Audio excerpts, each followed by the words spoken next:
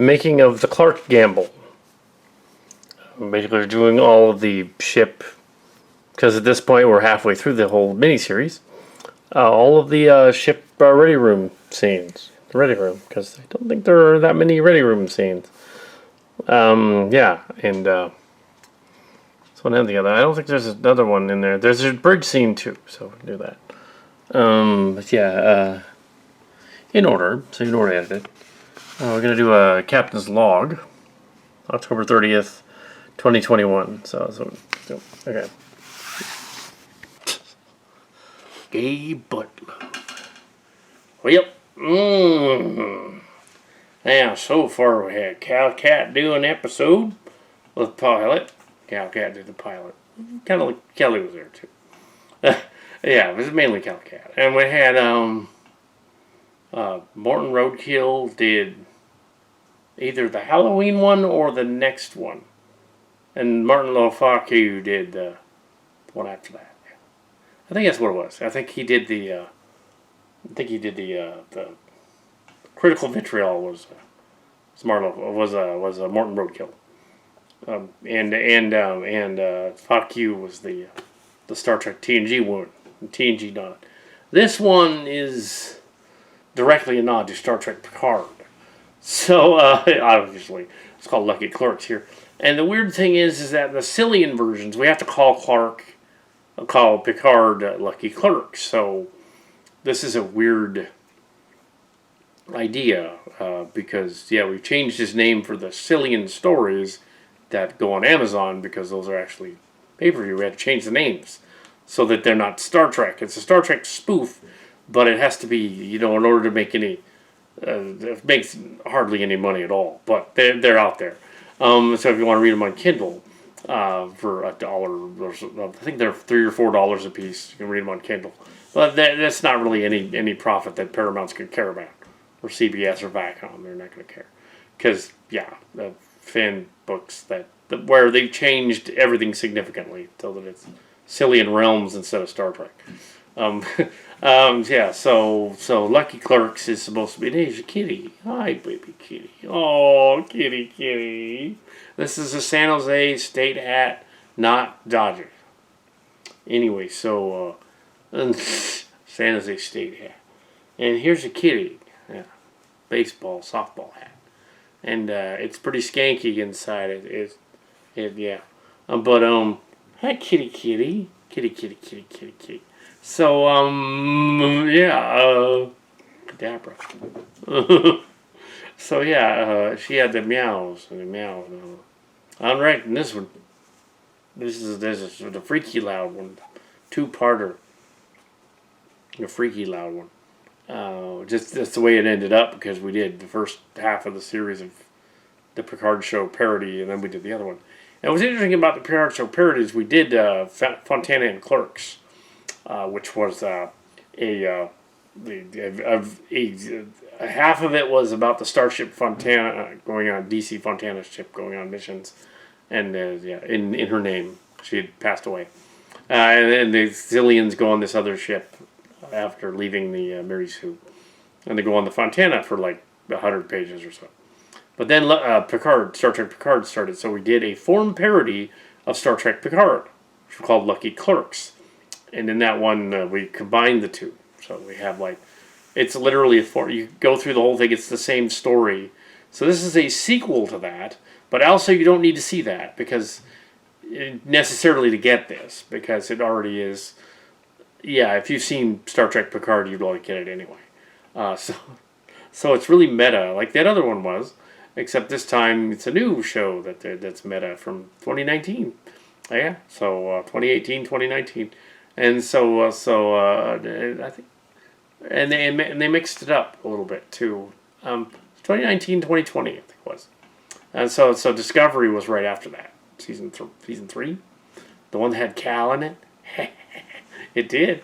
Somebody else was playing Kal Kat in there. Wasn't him, but it was somebody darn close, man. And then at the end, they discovered that Sue Cal was an alien. Darn close there too. It can't deny there's something about us. Something, I don't know what it is, but something about us over here on this channel. Something weird. and played Rashenko in this one. Did a lot of the Transformers Mush stuff. Did a lot of that, the Optimus Prime and Draconis Prime and all that. I want to do more of that. We did build a bioship, an actual bioship out of the remainder when we were building the sets. Had a lot of leftover stuff, this wood that was kind of useless, and we slapped it all together and made a ship out of it. So now we have an actual bioship model, which is awesome. So we'll see what we can do with that. But yeah, this one, the Starship thing, is next. That isn't the bioship thing. Isn't next though. The next thing we're doing is about a year ago they released a bobblehead movie, and we had one in the works that we were going to do. But we waited a full year from that last, not very good one, to do our bobblehead movie. Funko Pop movie is going to come out after this miniseries. And this is the halfway point, so it's cool that we're at the halfway point miniseries, and we get to go on to do more. So I'm going to ramble on too much. I wanted to make that last section, which was supposed to be 2 minutes of film. It came out to 21 minutes of raw footage. I wanted to do that in one take because I wanted to get it all done in one take, so you find it and edit it later. It's easier that way for that one scene. So you'll find it in there, and you're like, oh, okay, that's the bridge. So that's the last of the bridge footage in the mini series. It appears to be the last bridge footage of the Chimera. I don't think it gets destroyed or anything. I just think they didn't bother filming on the bridge for the next episode. They just figured let's film this one on the Titan instead, just for fun. So the next one's on the Titan. It's a different bridge. Briefly in the beginning, in the end. The Aldani incident at Aldani story. Because in the Cillian universe, they find Thaddeus Riker. He hasn't been killed in the Cillian universe. Because Cillian universe, the way it works is that, it's a different timeline, essentially, multiverse.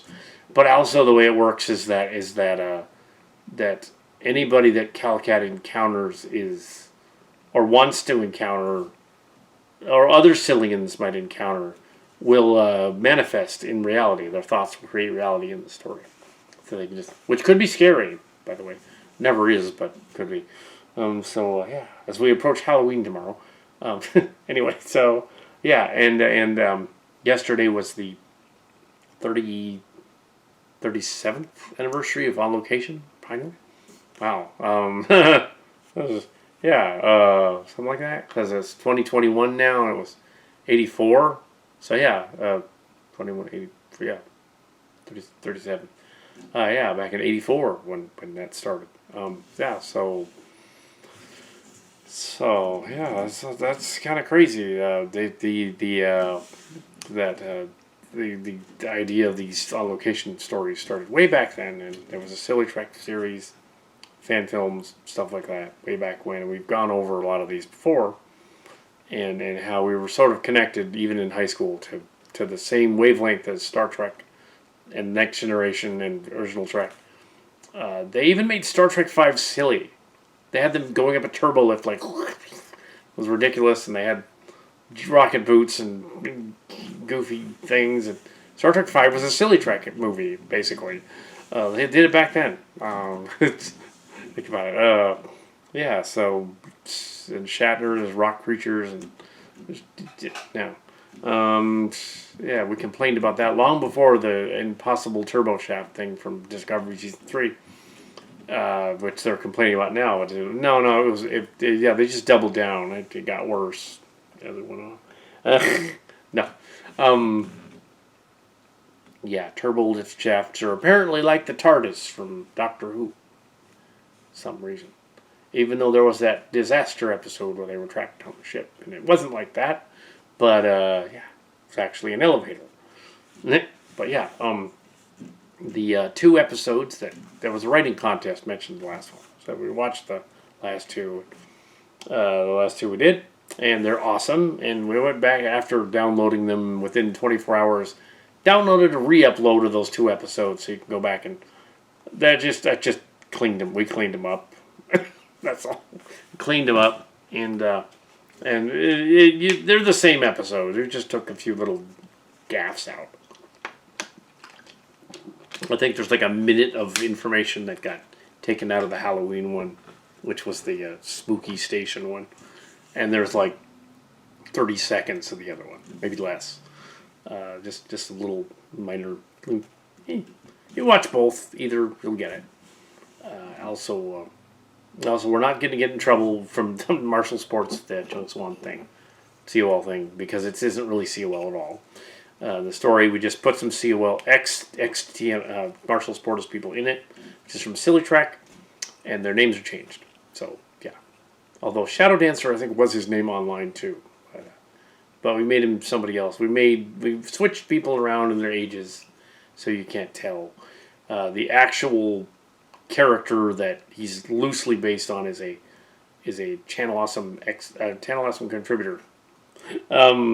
So a lot of those people are supposed to be, but we changed their names. We couldn't tell, and we didn't make fun of them. We made fun of the change the channel people who were trying to get them and get them kicked off the air.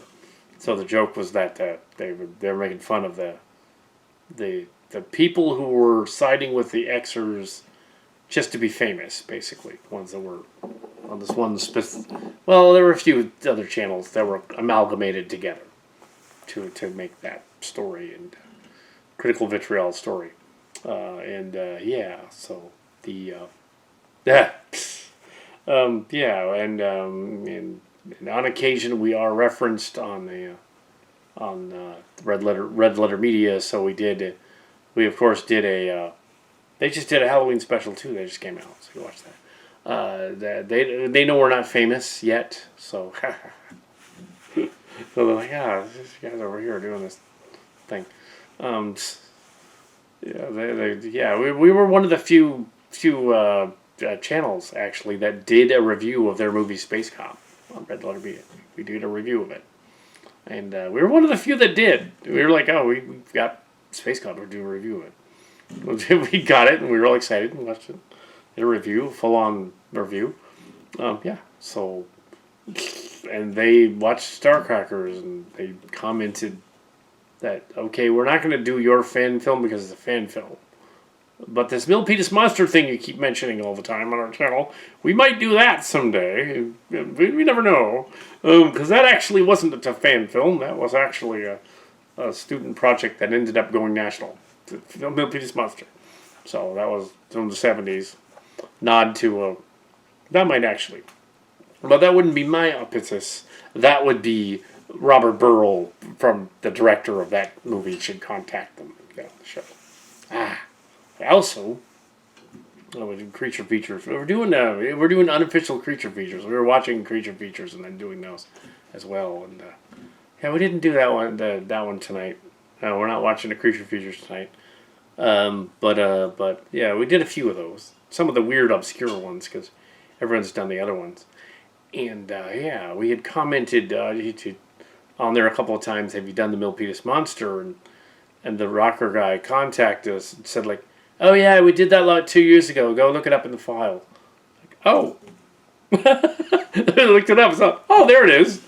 They've done the Milpitas Monster. Well, awesome. It's already been on Creature Feature. Yeah, they've done it. So, it was 2 years ago. So, they're already done it. So, yeah. Keep mentioning it, but we've already done that. But, there was going to be a sequel. There were 2 competing sequel scripts, or ideas for scripts. One about a popcorn monster and one about a computer that takes over. This third guy thought of a third idea, which was essentially not that, in which there was like an invasion by giant cat creatures, which turned out to be something else. But no, the popcorn monster and the computer monster. The computer monster one never got written, but it would have been I would have been in it, of course.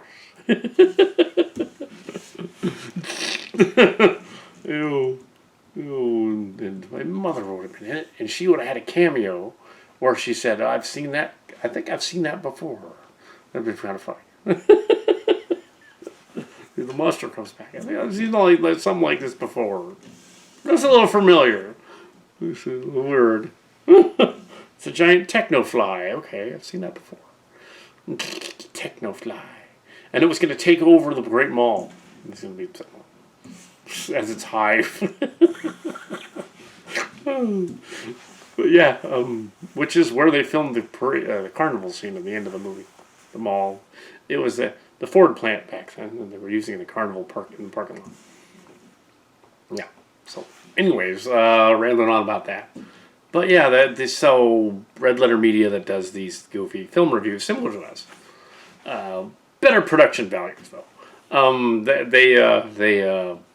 We sort of spoofed their review of Star Trek, their Star Trek Galaxy story, and paid homage to them in the credits and said, "Oh, they give you credit for this," because so basically this whole miniseries is a conglomerate of these other things. Originally inspired by early on, 2017 or 2018 or so, by David Gerrold himself, the David Gerrold, who said, "Call me David, don't call me Mr. Gerrold, that's my dad." Oh, David, okay, David.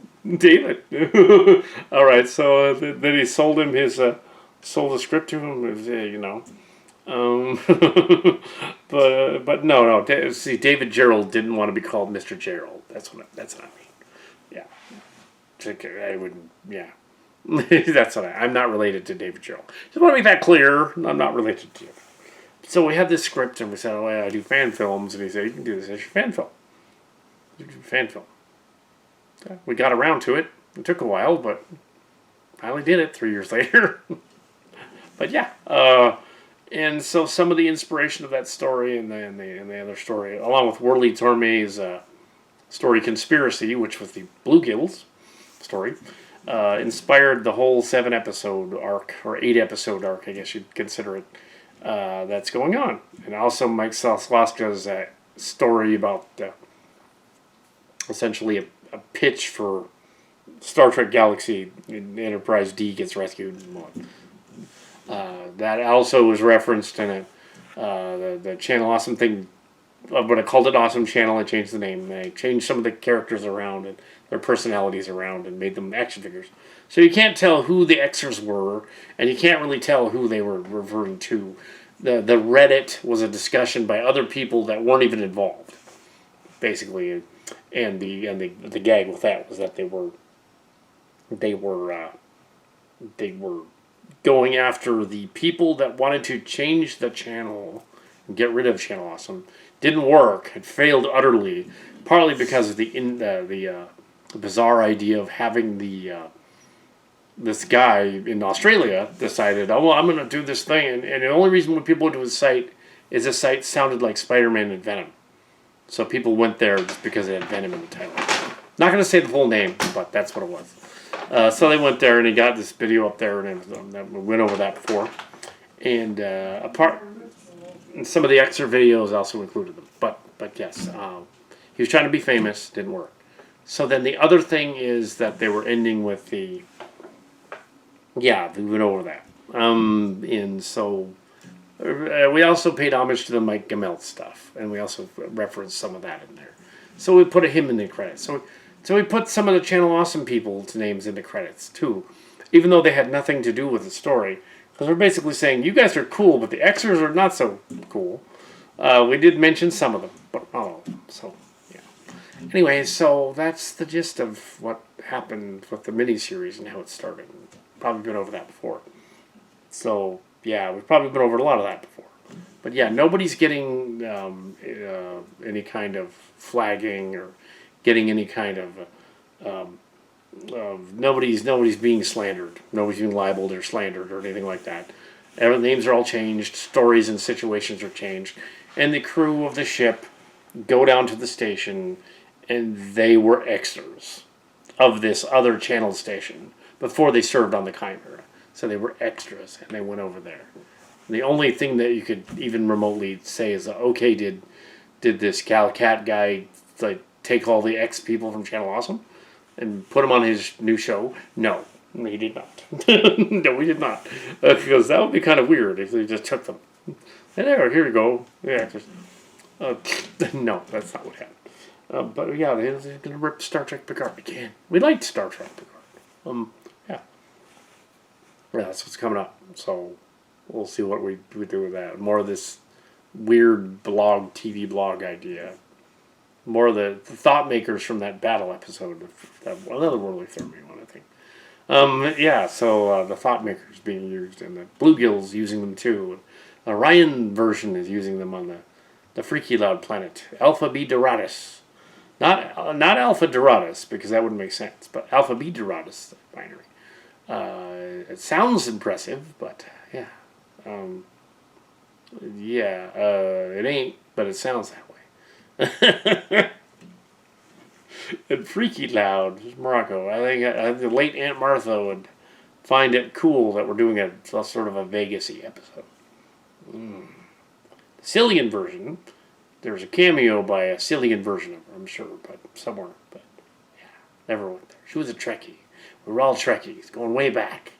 It's like 3 or 4 years old. Anyway, so yeah, so there's all that elaborate making of thing. You use all that. You don't need to have really any other making on here, because it's just basically shooting the shit. Yep. Get out of here now. Okay, note that November 1st, there is a little bit of a pseudo bridge scene at the end of this episode. We didn't make. I don't think we need it, though. I think what we'll do is something different with it. We'll have it imply that the crew is trapped instead, that they're actually not on the bridge. So we won't worry about that. We're going to go on November 1st, and we're going to start shooting what they're doing on the planet. As of this episode is The Clerk Gamble, Part 1. And we are starting on page 10 with a city on the planet Freaky Loud. So, let's go. Well, that was a crazy shoot. Wow. A little bit of a teaser on the end of this. Brought up this battery pack, plugged it in just to give it a little more time. Got up to page 27. We would have been done with this whole chapter if the whole day hadn't been crazy and other things. It's just insane laundry stuff. We didn't need to do that today, but for some reason we had to do that today. So I didn't need to do that today. Just like 4 hours, it just wasn't doing it. Well, there, get the food, stuff out and stuff. Yeah, and we didn't need to do any of that today. We could have just done this movie, but for some reason, well, we got up to 27. That's something, I guess. But yeah, we're expecting to get to 32, but we got to 27. And we're on this weird sequel to the last episode, technically. with these out of time guys that came out of time. Yeah, so that's all I gotta really say about that. Yeah, so I won't go into the any of the other behind the scenes stuff. Why? Also, when you make the version of this, really 2 bloopers are not worth, and they're not that great. Yeah, they're not fun. They're like Deep Space Nine bloopers. It's like, oh, the guy fell over. No, okay. Oh, the camera. Oh, that guy was blurry. We have to do that again. Yeah, not fun stuff. But this episode is going to be fun when it's put together. It's just that we were trying to be real serious. Turning off the camera whenever something goofy happens, so we don't waste as much film. Anyway, that's it. Okay, of this act, there's only 2 pages left. Shooting Mara. 2 acts. This act's done. Act 1, done. 5 days. Less than 5 days. Act 1, we're going to have to put the act together. We are going to shoot the second act first and then put the acts together. So we're going to go on to the next one. And we put them together like we did the other one. So it's like a 90-minute movie. So this is the first act, and we're all done. So we're done for the evening. We got through, 12 pages today, I guess. Actually 12, 34, 35 to 47. And it took all day, but we're going to do more. And it's going to be awesome. Put it all together. So, yeah, it's Clerks. The 2 episodes will be aired separately, like the last 2. To make it look like there's 2 of them. They were shot back to back. They're being shot back to back. And that's there's really not much making on this. There's hardly any bloopers. There are no funny ones. There have been no funny ones. It's like, oh, yeah, they fell over. or just something happened. Or make a comment in the background about something and immediately cut it off, except for that one Wonder Woman rant. But we're not going to put that in any kind of a backup thing. There is nothing worth behind the scenes in this. There's no behind the scenes. The making of is the behind the scenes. It's just a straight up story about the Picard show spoof of a Reddit thing. So what's going on? And they're trapped on the planet, and it's making them. There's a thought maker there, I guess, or something. It's making them reenact this blog, like the last one. Now the whole theme is the blogs. That's what's going on. Anyway, so that's it. So thank you. What this is going to be is the last 2 pages of part 1 of the Picard story, and the Picard story rewrite, sort of reenactment play. It has left out a lot of the story, just a rant about television and how TV works and how modern Trek works, because we didn't want to cover the same information as the already published Fontana and Clerks book parodied earlier. So it doesn't follow those. It sort of does its own thing and has a crew trapped on the planet. And here is the opening scene of that. So, well, there ain't much behind the scenes on this.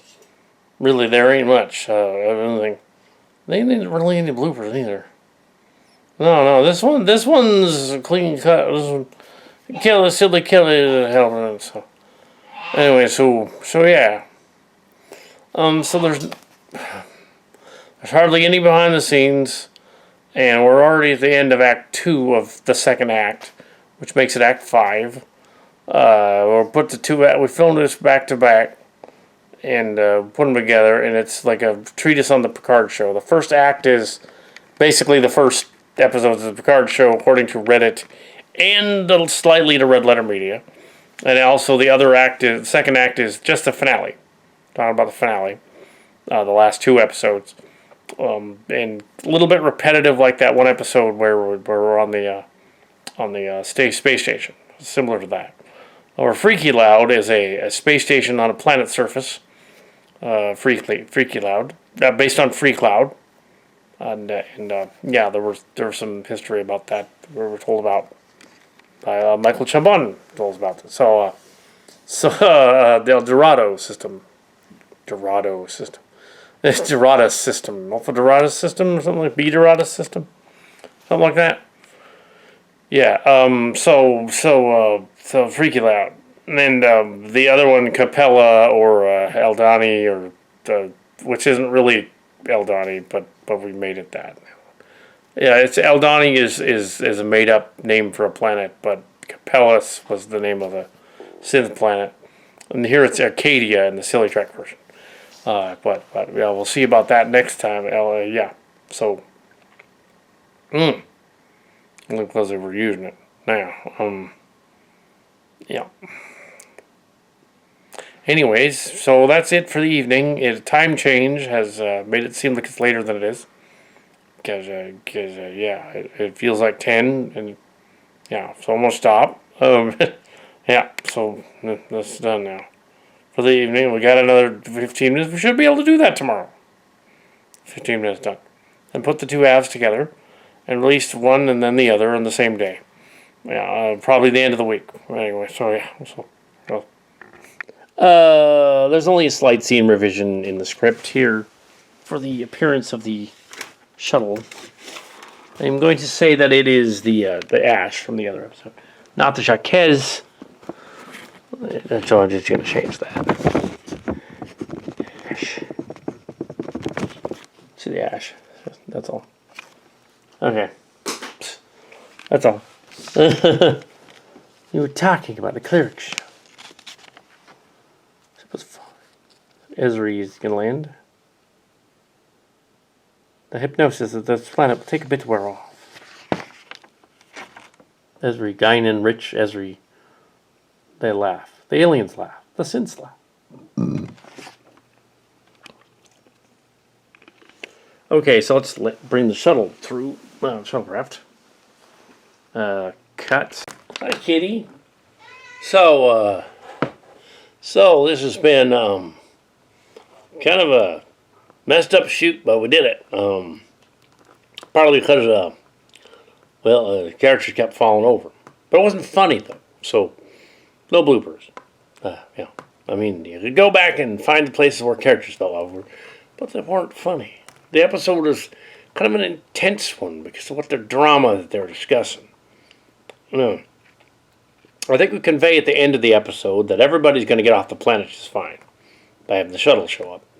And it was changed back to the Ash, the other shuttle from the pilot. So that's the shuttle, yeah. So, it was going to be a little bit of Jaquez, but that doesn't make any sense anymore. It made sense in the Chimera movie because they were still on Jaquez stories, but they moved. Yeah. Actually, they had just moved the year before that. So, yeah. But, yeah, they're on Monterey Road. They're still in San Jose. But, yeah, they helped on the original Chimera, and what actors was in it. Yeah. They helped on some of the set designs and space sets and the backgrounds.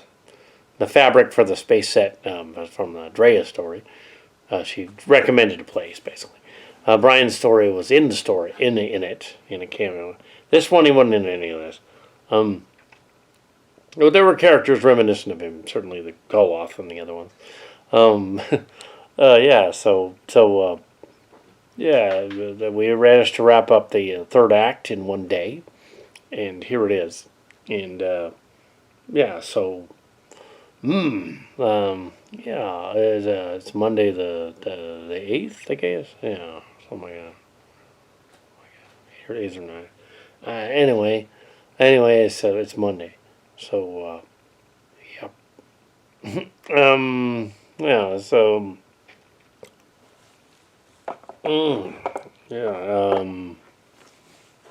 did an episode about it that turns out that Freaky Loud is a former Romulan, one of those things. The Romulans are kind of like Russians. I think I said that in some other stories. And so were the Klingons. So originally the Klingons were meant to be like the Chinese, and then they changed it to the Russians in Star Trek 5 and 6. Star Trek 6 mainly. They were more like Viking warriors before that. Next Generation made them more like Vikings and bikers and stuff. But by part 6, they wanted to establish that they were more like Russians and Chernobyl and stuff. So generic Asiatic, European Asiatic Cold War bad guys, basically. The Romulans were more like they were kind of like Russians too, but they were like German Russians or something. And they were clever and sneaky and stuff. The Cardassians, they were definitely more Germans, straight up Germans. Space Nazis. The Bajorans were Palestinians and Israelis. The Ferengi were capitalist American politicians and also studio executives. As Armin Shimmerman half joked about in the back in the day at conventions, the guy that played Quark said, "I modeled my character after a guy named Ross Perot. He was a politician in the 90s." They knew the joke then and they laughed. But now, the kids these days, they don't know who that guy is. Just guy, Ross Perot. And it was in the pilot episode as well. So, he's I think he's probably dead at this point. He's got to be like in his 90s at least. The Ross Perot, that is. Armin Shimmerman's still alive. So they even though they had in the original Star Trek a Japanese guy, a Russian guy, a Scottish guy, and a black lady on the ship, they made them all Americanized, so they were kind of American. And it's kind of what it was in Next Generation too. Even though Worf was supposed to be Klingon, he's raised on Earth, apparently in Russia in this case. So they went there. They said, yeah, he's a Russian Klingon. Yeah, sure. So they went there in TNG, the Roshenkos, and this is supposed to this guy right here is supposed to be It's actually a Worf, but it's Alexander. It's their son, Alexander Rishenko. So here we have Sela, and we reveal a little more about Tabby in this episode, that she knew about Freaky Loud and what it was. It is a little weird that she didn't tell them ahead of time. That's where we're going, to this secret Romulan facility that got freed. It's odd that she didn't say that, but it is silly Trek, so sure. Also, the idea that Lucky Clerks and Picard show share a common thread is a nod to the silly Trek version. So this is them ripping the silly Trek version, not the Star Trek version. Yeah. So anyway, and they're lovingly ripping it. At the very end, they discover that they liked it anyway. Sure. Yeah. Yeah. This is episodes 5 and 6. 5 and 6 of the miniseries, and 7 and 8 will be Incident Al Aldani, Part 1 and 2. This is 5 and 6, so we're more than halfway through, 2/3 of the way through. When this is done, we should get it out by Thursday. Famous last words. Get it out by Thursday to air on the weekend. So this will be a two-parter, aired at all on the same day. Like the last one was on October 28th and 29th. We re-released it on the 29th after watching it all the way through and discovering a few little. You can watch the original uploads; those are fine. But we did a few adjustments. If you want to watch the re-uploads, those are the good ones. But it's the same story. But it's very little missing. You cut some stuff out. There was way more behind the scenes with those ones. This one doesn't have any behind the scenes. The last one will be directed by Silly Kelly Bollocks, also known as the Piedmont. So so that's who he is. So they kept referencing Piedmont in there. It's kind of funny. His alleged daughter, story, which is funny. She's a killer. She killed Maddox. Well, in the original Picard show, her name was Gerati. Anyway, and Girl 1 and Girl 2, which are two Yar figures, they're Soji and Daj. But in this version, they're Girl 1 and Girl 2. Thing 1 and Thing 2. Also, they are Yars. Like, these are all Yars. This is a Sela Yar. And, they're all Yars. I know some of the fans will think, like, oh no, how could you paint your Yar figures that are worth something? Oh, actually, only the G1 ones are. These are numbered a little later, so they're not, they're $11, $12 or something a piece. So that's fine. And they're mine, so we can screw with them if they're ours, right? But they're also meant to be Chris and Libby Klin of Silly Trek as well. So they're playing a different part. But these are holographic versions of on a holographic planet. Synth planet. That is not run by the Zotvash because it's got synths on it. So the Zotvash don't like the synths. Anyway, not the synths.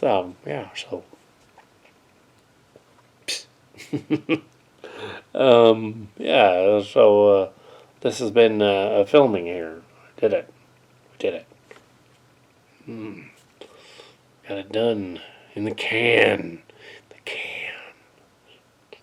So I'm not going to ramble on too much. I just explained the story. There have been some movies about a secret city built by the Russians to imitate the U.S. or something. There have been a few movies about that. I've got that gag. I think one of the Expendables movies was in one of those. The second one? But I don't know if they actually really built secret cities to imitate America or not. Probably not. But it's fun to speculate that they could try to do that. And it's the whole thing about like the sci-fi stories is like, how can you really get confused about imposters masquerading as your friend when they're in disguise? Like, you would know immediately that was an imposter. Come on. It was like, yeah, no, the imposters in a mask doesn't really work.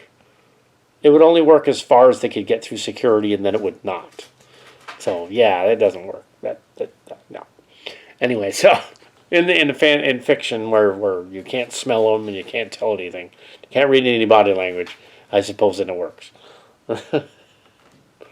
Yes. So yeah. So yeah, even though they had a Russian on the Enterprise, well, a Russian, yeah, Chekhov, who had that really odd accent that wasn't really accent so much as he had a speech impediment, made him sound like he was using the W's and R's, like Elmer Fudd. So that's how they thought that it would I don't know why that didn't make sense. Yeah, that didn't make sense. But then again, yeah. Anyway, that's it, I guess. Yeah. That's one. We tried.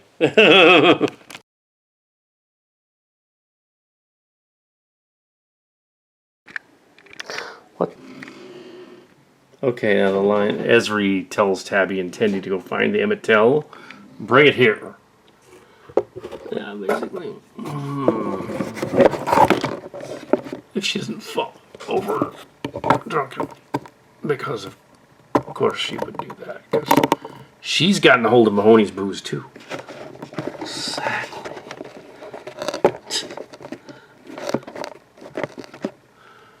In fact, she's having more of it than Mahoney has. Oh my God. You know what? I've had a lot of booze. A whole lot of Mahoney's booze. Okay, I'm gonna pause this. Still not a blooper. So, the next line is from Nog. Part of the problem seems to be that some viewers. Part of the problem seems to be that some viewers fail to. Maybe I can turn that light down toward me a little more. Yeah. Make sure. Picard's decline line again. Lucky. This is it.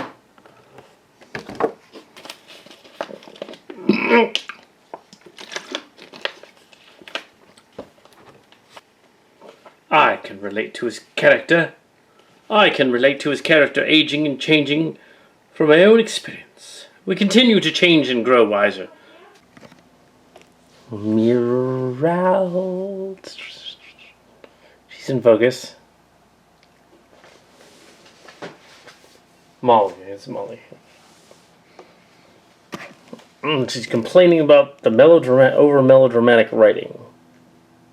Well, in focus. She's in focus. Yep. The writing is over melodramatic at times. The dialogue is cringeworthy. And there's a plane flying over it. Of course there's a fucking plane flying over it. Of course there is.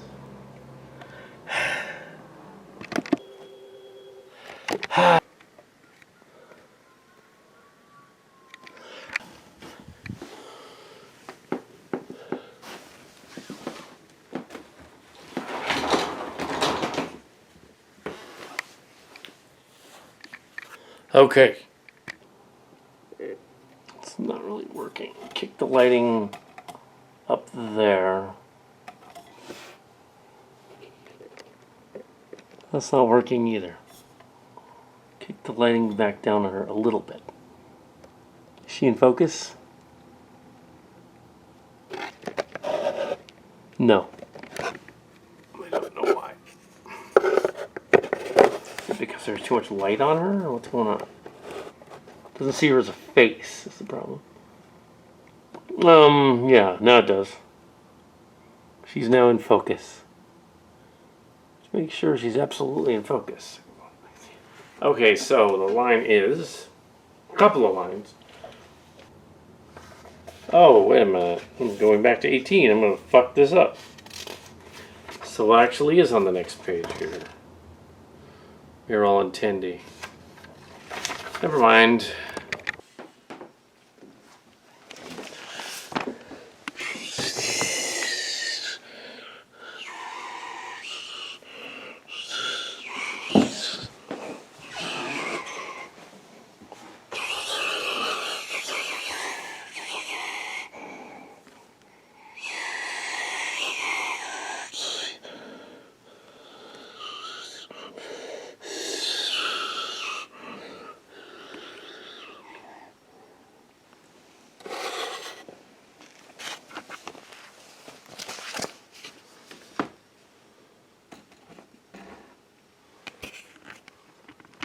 Well,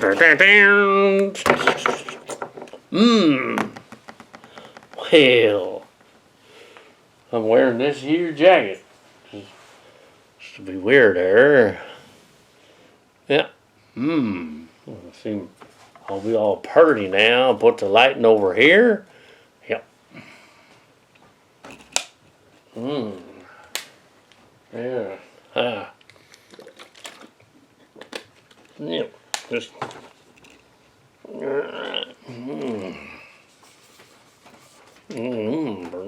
Not product.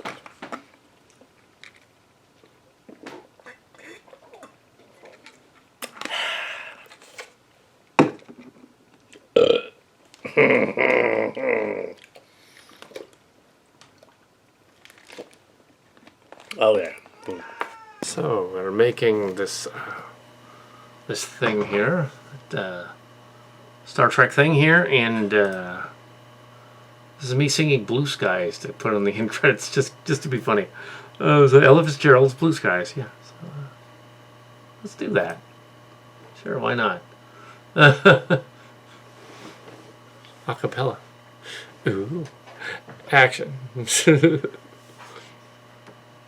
Actually, I want to be able to see what I'm doing.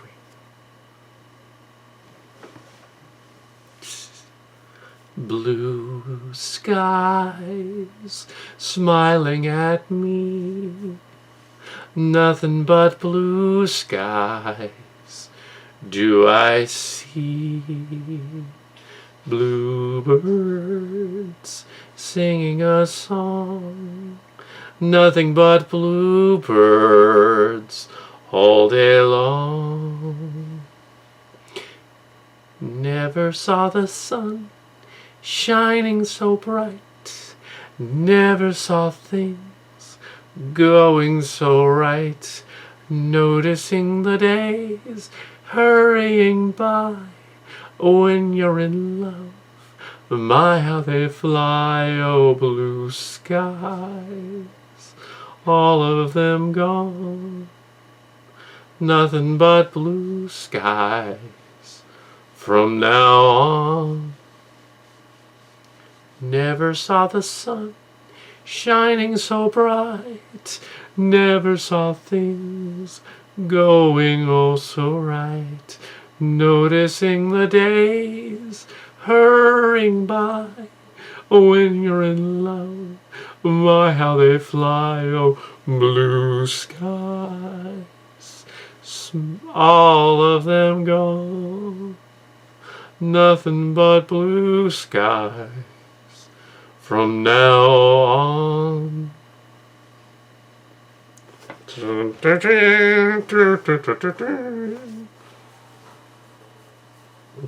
That was actually really good. I'll leave another take, but yeah, it's really good. Ella Fitzgerald, let's not enlarge it a little larger. And that's water running, of course. But that would screw the whole thing up, I'm sure. Yes.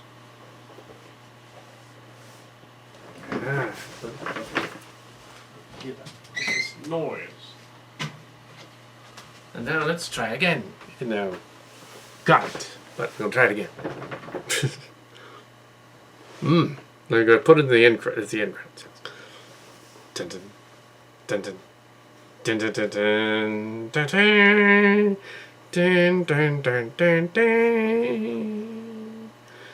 Blue skies smiling at me, nothing but blue skies do I see. Bluebirds singing a song, nothing but bluebirds all day long. Never saw the sun shining so bright, never saw things going so right, noticing the days hurrying by. When you're in love, my how they fly. Oh, blue skies, all of them gone, nothing but blue skies From now on, I never saw the sun shining so bright, never saw things going so right, noticing the days hurrying by.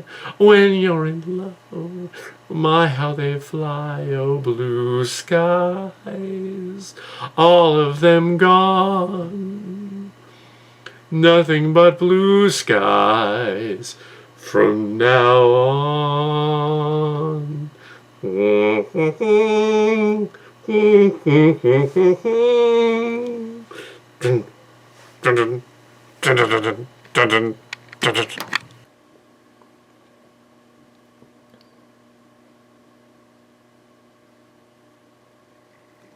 going to make this really easy to edit. Put this scene in there because it's kind of crucial to that moment there. Right after the dash shows page 19 in the script, it's 24. The line is from Roshenko and Roshenko, then Aster, and it'll be pretty obvious who their voices are. All right. They sidestep a huge part of B9's core character. He was trying to understand and become more human. It's a huge part of most android stories. So Soj finds that she's a ninja robot? What exactly are we going to explore there? She's achieved humanity. It's a good bit of fun, and I won't bash it to bash it. And then once more. This sidesteps a huge part of B9's core character. He was trying to understand and become more human. It's a huge part of most android stories. So Soji finds out she's a ninja robot? What exactly are we going to explore there? She's achieved humanity. It's a good bit of fun, and I won't bash it to bash it. Cut. Slight scene missing. The only reason we're going to include it is because this little moment with Kiriyoshi and Aster is kind of relevant to the topic. We got a line missing. I don't know what's going on here. So here is the two lines that are missing. Add to it, and I will do Kiriyoshi's voice and then Aster's, and then it lines up with the first Trek since Voyager line, which it just was not filmed. It skipped over and was not filmed, so we need it. And you will be able to tell the difference between the two voices easily. None mentioned. Action. The nun mentioned he hated children, and he said, "Not you, the child." I thought it was a nice way to soften his stance on children, but keep things classic, lucky clerks. I kind of fucked that up. The nun mentioned he hated children, and he said, "Not you," to the child. I thought it was a nice way to soften the stance on children, but keep things classic, lucky clerks. His personality had changed, and I think the writers had done this with compassion to the past. Understand if you might find it jarring. The nun mentioned he hated children, and he said, "Not you," to the child. I thought it was a nice way to soften his stance on children, but keep things classic, lucky clerks. His personality had changed, and I think the writers had done this with compassion to the past. Understand if you find it jarring.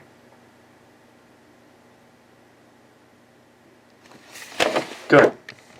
Cut. So in part 2 we have a page missing, which was not read. I will do the voices in quickly, and then you will know where to get it because you'll have the page in front of you. So we'll just do the voices. I'm not going to read who they are. Okay. Top of the page, page 20. All my friends love this show. They're crazy about it. Even the non-ST fans. I hate it. I feel so alone. I honestly don't understand how you could consider the show good. I can imagine liking the lesser CW series, with their hallway drama, but this is just so incredibly bland and underwell written. Bad Robot focuses purely on the emotional connection to the brain synapses. Logic doesn't fit in that universe. If I see all life in a galaxy will be destroyed one more time, I'm gonna puke. I've had it.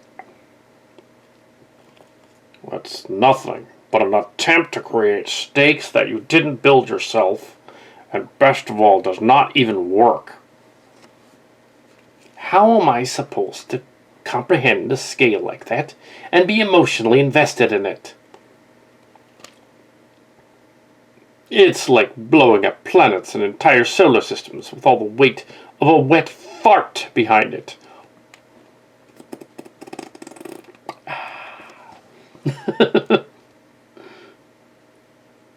It'll be a little hackneyed, but I've preferred it. It's a step down from Disco Season 1, where all life and all galaxies and all universes was at stake. You cannot have such a thing and have it make a lick of sense. That was pretty good. Once more for double coverage. Yeah, we kind of needed this information. All my friends love this show. They're crazy about it. All my friends love this show. They're crazy about it. Even the non-Starship fans. I keep burping. All of my friends love this show. They're crazy about it. Even though the non-Starship fans. I hate it. I feel so alone. Honestly, I don't understand how you could consider this show good. I can imagine liking the lesser CW series with their hallway drama, but this is just so incredibly bland and underwritten. Bad Robot focuses purely on the emotional connection to the brain synapses. Logic doesn't fit in that universe. If I see and a galaxy will be destroyed one more time, I'm gonna puke. I've had it. It's nothing but an attempt to create stakes you didn't build yourself. And best of it, does not even work. I burped a little there. Kind of screwed up. It's nothing but an attempt to create stakes that you didn't build yourself. And best of all, does not even work. How am I supposed to comprehend a scale like that and be emotionally invested in it? It's like blowing up planets and entire solar systems with all of the weight of a wet fart behind it.